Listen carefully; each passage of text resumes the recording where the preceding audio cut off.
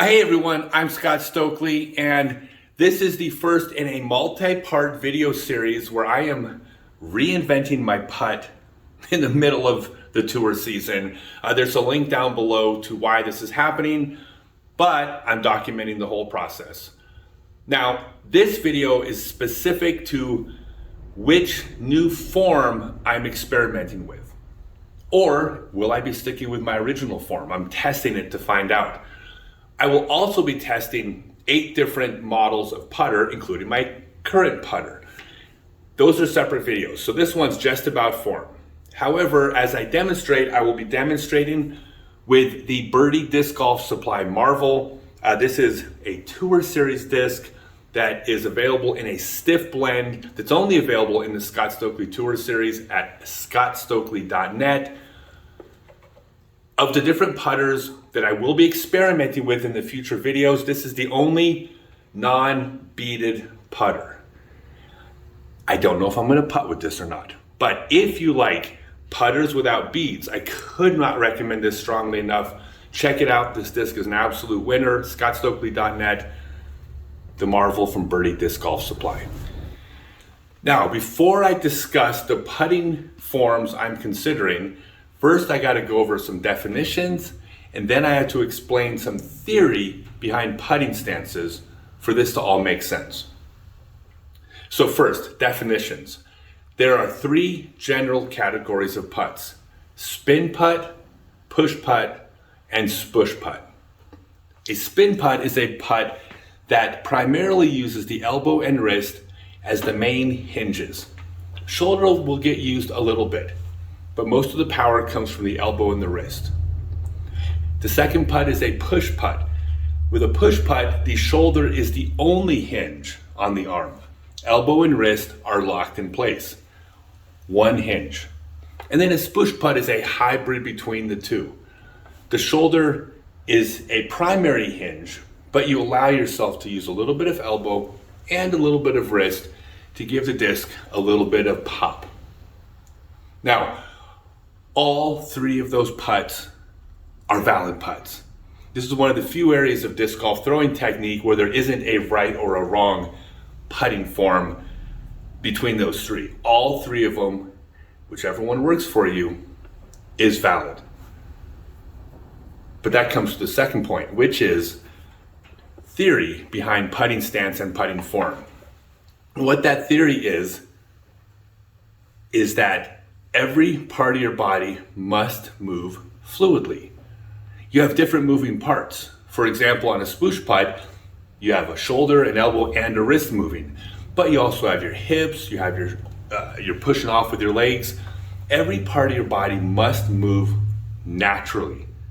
The reason this is important is that to get a consistent release every single time, you can't be janky on your motions. You have to be moving in the way your body wants to move.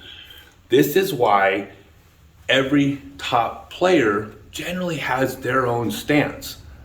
The reason why is that they are in a stance and they're successful because their body is moving the way their body is meant to move.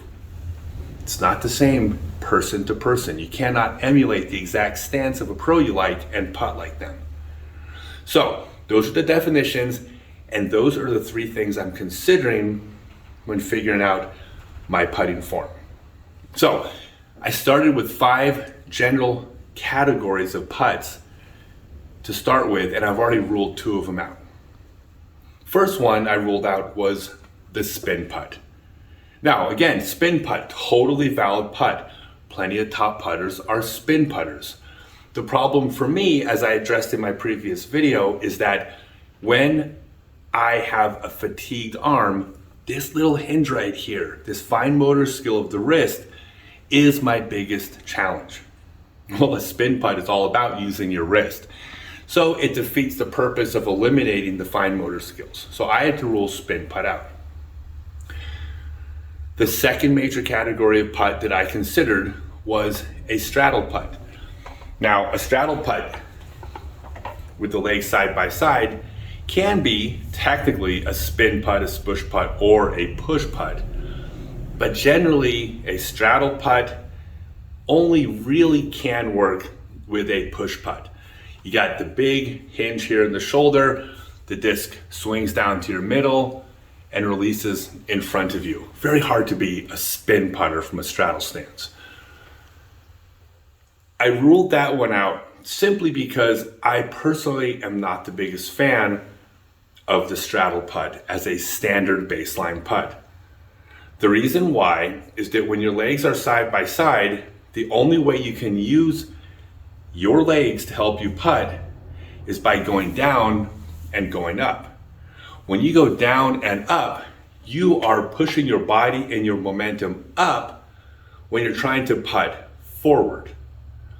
I personally am not the biggest fan of this. I like a staggered stance with one foot back because that way you can go back and forward, meaning when you push off with your back leg, you're driving towards the target while putting towards the target.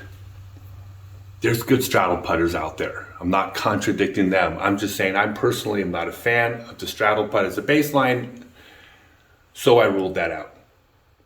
So then I'm left with 3 putts. These are the 3 putts I'm considering using. So the first putt is the putt I've been using.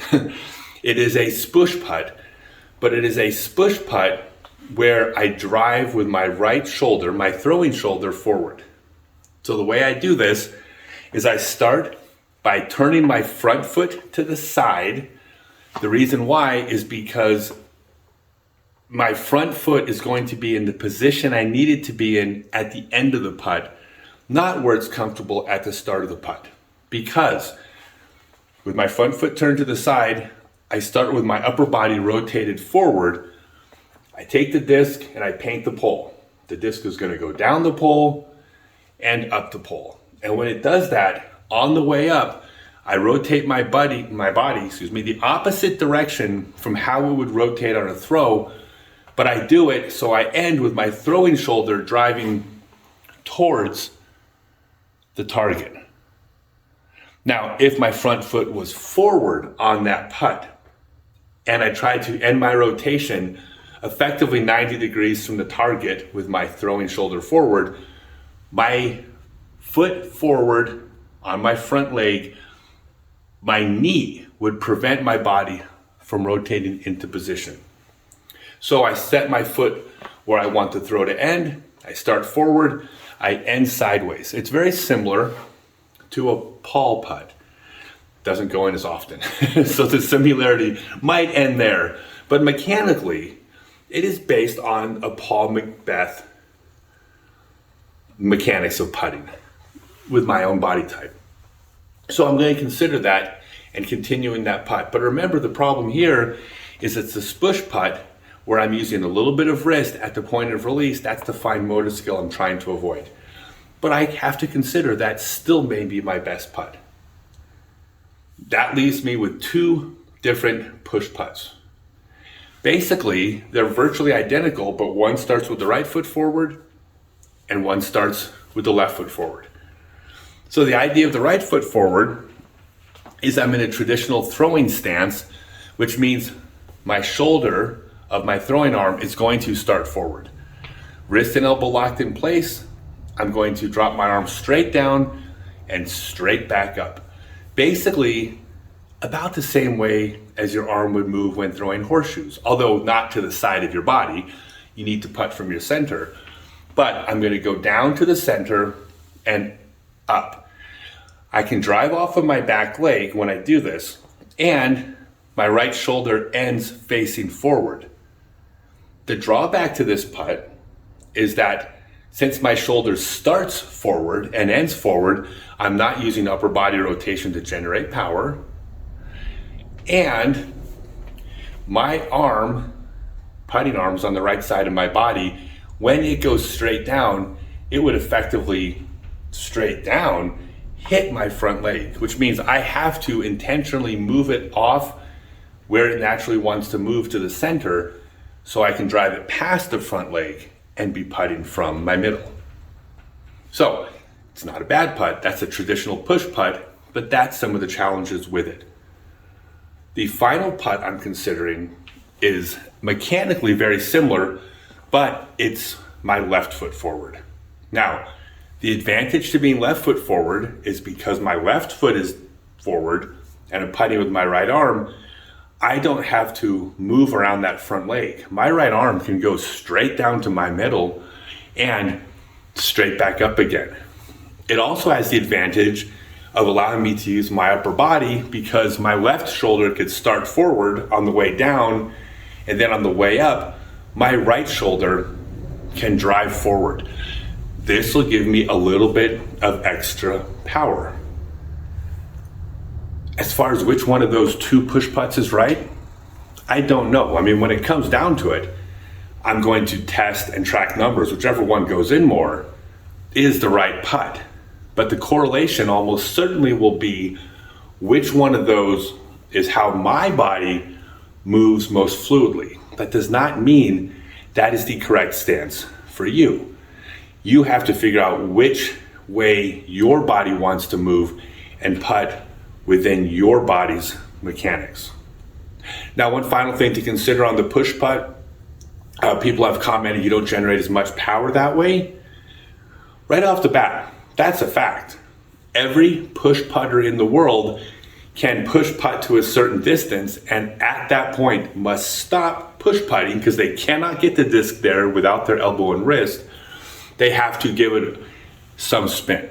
So every push putter has a ceiling where they switch to spin putt. The question is how far they can putt before they hit that ceiling. When you're push putting, you're generating power from two places only, your shoulder and your legs. But this is physics. The longer your levers, technically I don't think they're actually levers, but they kind of act like that. But the longer your arms and the taller you are, the more power you can generate without using the elbow and wrist. I'm tall. I have that built-in natural advantage. I can push putt from 70 feet. I only care about 35 footers. So power is not an issue with the push putt for me. Power is not an issue with the push putt, honestly, for anyone, because it's not about 60 footers. It's about circle one and maybe just outside of it. That's where the game's won or lost. So understanding push putt doesn't have as much power, but push putting has enough power, and if you're taller, it's completely a moot point. So those are the putts I'm going to be considering. I'm going to be listening to my body. I'm going to be seeing what feels good, and ultimately that's trumped by what putts are going in the most frequently. Whatever the numbers play out, whether I want to believe it or not, that's the putting form I'm going to use. And I'll be testing this out with 8 different models of discs, including, one more time, the stiff plastic Marvel from Birdie Disc Golf Supply, the Scott Stokely Tour Series version, available at scottstokely.net. If you like this content, if you want to support what I do, oh heck, forget supporting what I do. If you want a fantastic putter without a bead on the bottom, go to scottstokely.net, check out the Marvel. It's absolutely a fantastic disc. It is one of the 8 that I'm considering for my putt, so there's about a 12.5% chance that I wind up putting with this. This is not a setup to promote the Marvel as my putter someday. I promise you, it's an equal, fair audition of discs, but I'm going to audition one beadless putter in the 8 discs. The Marvel's my choice as the best beadless putter that made it to the audition stage. All right, thanks everyone.